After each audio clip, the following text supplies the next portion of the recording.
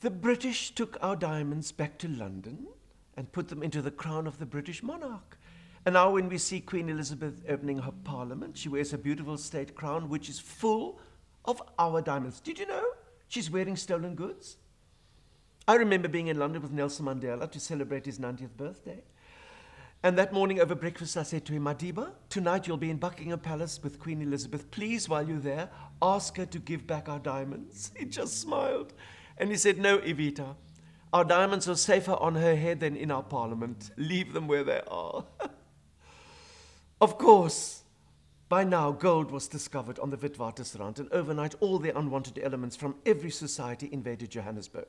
Uitlanders, Ausländer, Amakwere, followed by the British Imperial Army, who once again entered our sacred Republic of the Transvaal, this time at noon, with the sun glittering on their gold buttons and red jackets, as they marched to Pretoria while whistling a cheap song, taking away our independence, stealing our gold, and doing something we Afrikaners never forgave them for, bringing back the bread and butter pudding.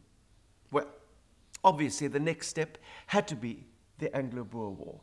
And I don't want to go into the detail of the Anglo-Boer War because it was a long time ago, and many people had families who actually fought in the Boer War. I can just say that the British Empire excelled itself during the Boer War by bringing something unique to South Africa, and that was the concept of the concentration camps. I don't know if any Germans are watching. I just want you to feel better. The British started the concentration camps. The Germans and the Japanese perfected it, but the British came and they put these camps up at the height of summer in the middle of the Karoo. Can you imagine? The heat, the dust, the snakes, the scorpions. Daar was nie roomys vir die kinders nie. Daar was nie eens 'n swembad nie. Dit was so typies Engels, né? Oh, but I don't think people make war.